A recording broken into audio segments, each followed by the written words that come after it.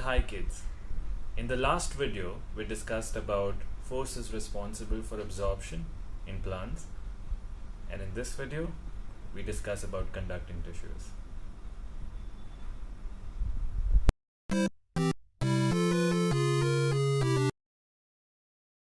Anyway, imagine a tall tree. Taller. Yeah, that's about okay. Do you know there are trees taller than that and wider too? Have you seen the redwoods? Oh, they are huge. How do they get the water up to the top? How do they get the food all around? Well, the answer is vascular bundles. Xylem provides water and minerals to all the parts of the plant, and phloem carries the food from the leaves to all the parts of the plant. Xylem and phloem form the vascular bundle that is very important to plants, especially trees, which are as tall as the redwoods. Xylem and phloem are permanent tissues. Xylem helps in the conduction of water and phloem helps in the conduction of food. There are 4 types of xylem tissues: xylem tracheids, xylem vessels, xylem fibers, and xylem parenchyma. If we take a section of a root, stem, or leaf, we would find that xylem is present in the innermost parts of the section and phloem is found outer to the xylem.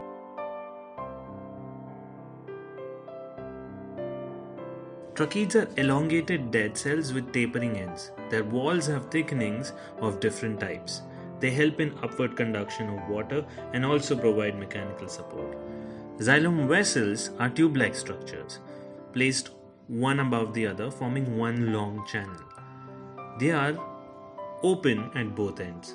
They also have thickened cell walls, just like tracheids. They help in mechanical support and conduct water. Xylem fibers. They are composed of sclerenchymatous cells, sclerenchymatous fibers. They are long, narrow, and tapering at both ends. They provide only mechanical support. Parenchyma, xylem parenchyma, are living cells. They help in conduction of water and minerals and also help in storage of food.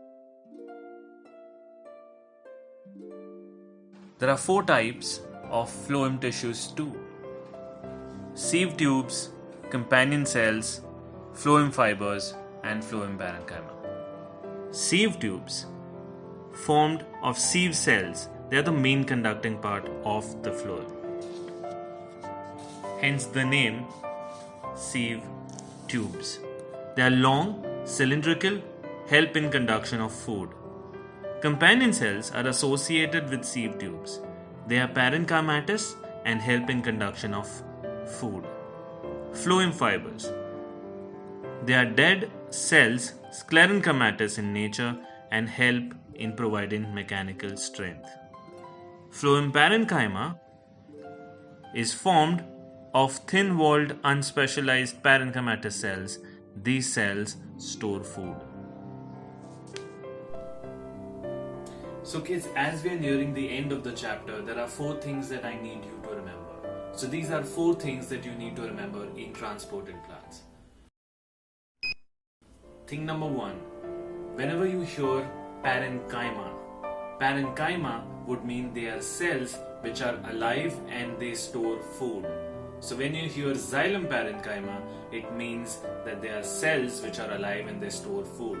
They being xylem parenchyma would mean that they help in conduction of water. Phloem parenchyma would also mean cells that are alive, but since they are phloem parenchyma, that would mean that they help in conduction of food. Thing number 2, whenever you hear sclerenchyma, scleren means hardened. So when I say sclerenchymatous cells or sclerenchymatous tissue, it would mean that the cells have a thick cell wall. Third thing, transpiration.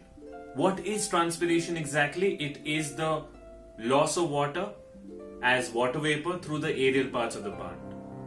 But now here's the thing. We perspire when we feel hot. It's the same happening. It's the same thing happening in plants. Transpiration is loss of water, which means that plants lose water, a lot of water, and just like us, when we lose a lot of water, we drink a lot of water because we are dehydrated. So the same thing happens in plants, except in plants, transpiration is the force responsible for absorption of water. So the more transpiration happens, the more water the plant requires, ensuring absorption of water.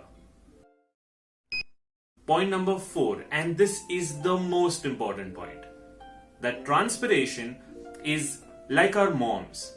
When we are getting back from school or from work and mom calls you, "Aate waqt dhaniya leke aana," that is exactly what transpiration is doing. No, it's not asking for dhaniya, but what transpiration does is ensures that as the water is absorbed, along with the water comes certain nutrients, certain minerals, and that is ensured by transpiration. So these nutrients can be in large quantities, macronutrients, or in small quantities, micronutrients. But these are nutrients which are important to the plant. So these are 4 things which I need you to remember, and we're done with the first chapter, transport in plants.